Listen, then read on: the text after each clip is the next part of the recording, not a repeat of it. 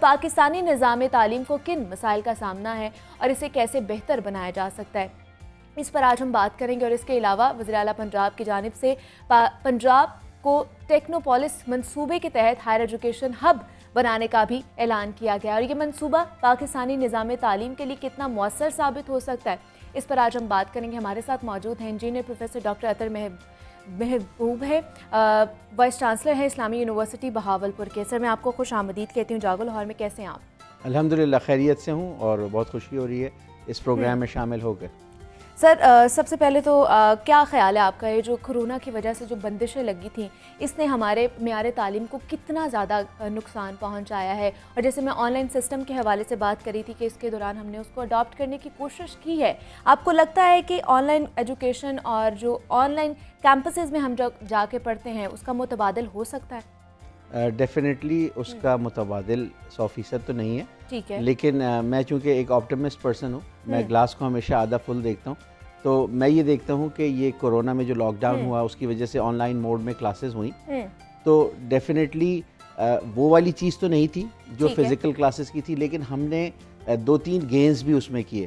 ایک تو یہ ہے کہ یہ جو نالج اکانومی کا دور ہے اس میں لرننگ جو ہے وہ ایک لائف لانگ پروسیس ہے، تو اسٹوڈنٹس کی جو ایکیڈیمک پریپریشن ہے اس میں ایک یہ بھی چیز ضروری ہوتی ہے کہ ان کو self study, independent study, self paced education کا بھی عادی بنایا جائے، تاکہ جب وہ ڈگری لے کر جائیں اپنے ورک پلیس پر کام کر رہے ہوں تو وقت کے ساتھ ساتھ جو انہینسمنٹ کرنی ہے، تو جو یہ آن لائن موڈ ہے یہ اسی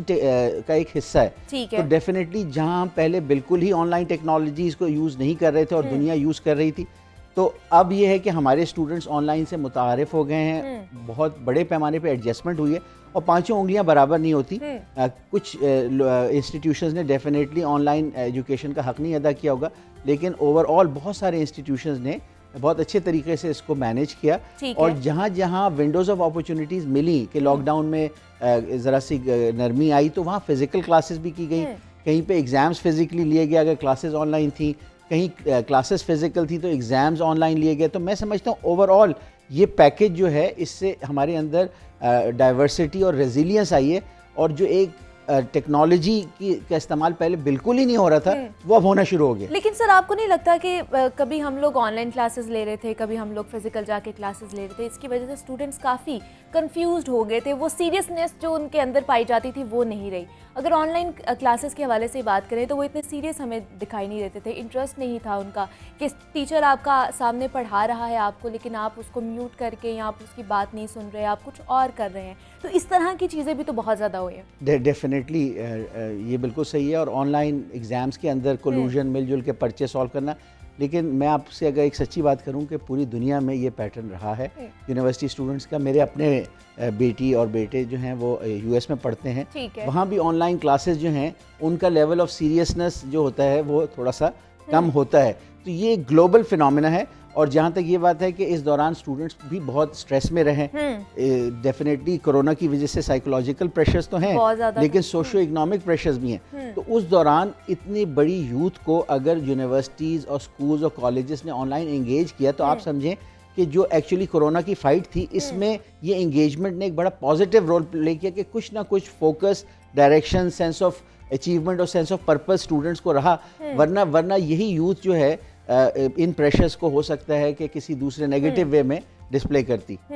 لیکن بہت سے اسٹوڈنٹس یہ بھی کہتے تھے نا کہ ہم لوگ جاتے ہیں تو ہمارا وہ ویسا پیٹرن نہیں ہوتا، مطلب آن لائن لے کے ہم لوگ تنگ آ گئے ہیں، کلاسز میں جاتے ہیں تو اب ہمارا دل نہیں کرتا اس طرح پڑھنے کا، تو آپ کو کیا لگتا ہے کہ آگے بھی اگر اسی طرح چلتا رہا تو ہم کس طرح اس کو پھر ٹیکل کر سکیں؟ اچھا، ہم نے یہ دیکھا ہے کہ جب بھی وہ ونڈو آئی کہ فزیکل کلاسز ہوں یا فزیکل ایکٹیویٹیز بحال ہوں تو تمام انسٹیٹیوشنز نے، میں اپنی یونیورسٹی کے حوالے سے تو جانتا ہوں کہ فیکلٹی بھی ویٹ کرتے رہے کہ جیسے ہی فزیکل کلاسز کی اجازت ملے تو فزیکل موڈ میں کلاسز ہوں، سیمینارز، کانفرنسز، گالاز،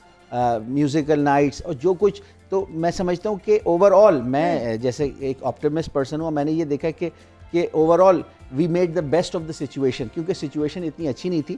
ایک طرف تو اللہ تعالیٰ نے یہ رحم کیا کہ پاکستان میں جو ایپیڈیمک ہے اس کے جو ورسٹ کیس سیناریو تھا وہ پلے آؤٹ نہیں ہوا، ایک جو اس کا سپریڈ تھا وہ کنٹرول رہا۔ دوسری طرف جو تھا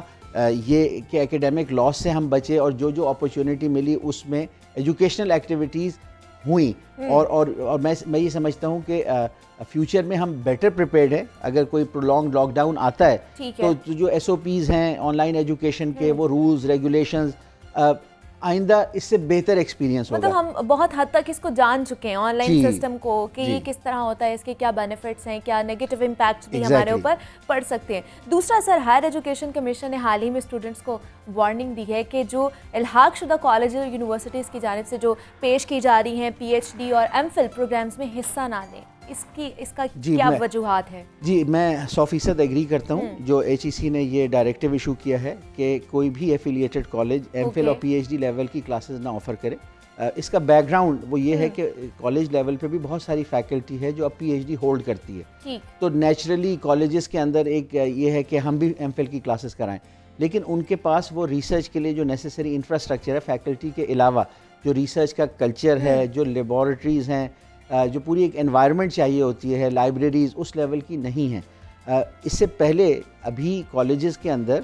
4 ایئر BS پروگرامز کا ٹرانزیشن جاری ہے. BA BSc سے سیمیسٹر سسٹم پہ ٹرانزیشن جاری ہے. جو ٹیچنگ میتھڈالوجی ہے سیمیسٹر سسٹم کی وہ انٹائرلی ڈفرینٹ ہوتی ہے اینول سسٹم سے. تو میں سمجھتا ہوں کہ کالجز کی جو پلیٹ ہے وہ اس وقت فل ہے. کالجز کے اندر کوالٹی انہینسمنٹ سیلز نہیں ہیں, ریسرچ کی جو مینجمنٹ اور کوالٹی کنٹرول پوری طرح موجود نہیں ہے. تو اس میں یہ جو HEC نے ڈائریکٹیو دیا ہے یہ بالکل ایک ٹائملی ڈائریکٹیو ہے. کالجز اور یونیورسٹیز کو مل کے آگے بڑھنا ہے. یہ جو کالجز ہیں یہ یونیورسٹی سے ایفیلیٹڈ ہوتے ہیں,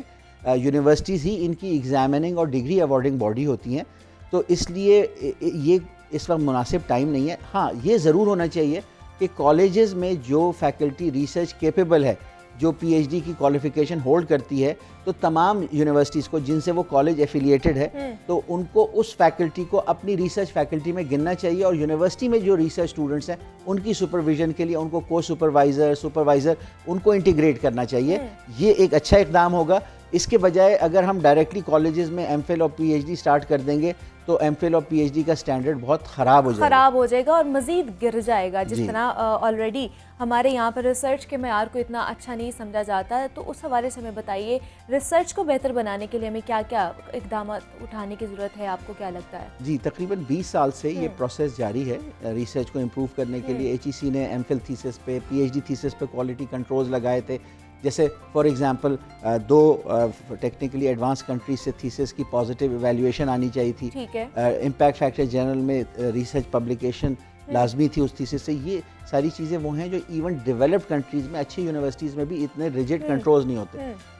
لیکن ایکچولی ان سارے کوالٹی کنٹرول سے یہ تو اچیو ہو گئے جو انہوں نے چیک لسٹ میں رکھے تھے, لیکن بہت ساری ریسرچ پھر اس لیے کی جا رہی ہے کہ جی پروموشن ہو جائے, اتنے امپیکٹ فیکٹر جرنل ہو جائیں, تو وہ ایک طرح سے پیپر ریسرچ ہے. اس کا ہمیں کوئی اکنامک اور سوشل امپیکٹ نظر نہیں آ رہا, کیونکہ جن پرابلمس پہ کام کیا جا رہا ہے وہ ہماری سوسائٹی کے پرابلمس نہیں ہیں, بلکہ وہ ہیں جو ان جرنلز کے انٹرسٹ کے ہوں گے. وہ جرنل چھاپیں گے تو گلوبل آڈینس کو تو بڑے پسند آئیں گے, اس کو جو ایویلیویٹرز ہیں وہ بھی چھاپ دیں گے, لیکن ہماری سوسائٹی میں اس کا کوئی امپیکٹ نہیں ہو رہا. اور ریسرچ کی جو فنڈنگ ہے, اس پروفیسر کی جو پے ہے, وہ تو ہماری سوسائٹی بیئر کر رہی ہے. تو اس لیے اورینٹیشن چینج کرنے کی ضرورت ہے. اگر ریسرچ کو امپیکٹفل بنانا ہے, اس کا معیار کوئی اکنامک ٹرمز میں اگر دیکھنا ہے, تو پھر ہمیں یہ فوکس کرنا ہوگا کہ امپیکٹ فیکٹر جرنل کو کرائٹیریا نہ بنایا جائے, وہ ایک سیکنڈری یا بائی پروڈکٹ سمجھی جائے. پہلے یہ دیکھا جائے کہ جو ریسرچ پرابلم ہے, جو ریسرچر ہے وہ کوئی لوکل پرابلم پہ کام کر رہا ہے, کتنے بڑے اکنامک اور سوشل سیکٹر کی پرابلم ہے وہ جس کو وہ سالو کر رہا ہے, اور اوور اے پیریڈ اس کا امپیکٹ کیا آ رہا ہے, جو اس کی فائنڈنگز ہیں اس سے اس پرابلم کو سالو کرنے میں ہیلپ ہو رہی ہے یا نہیں.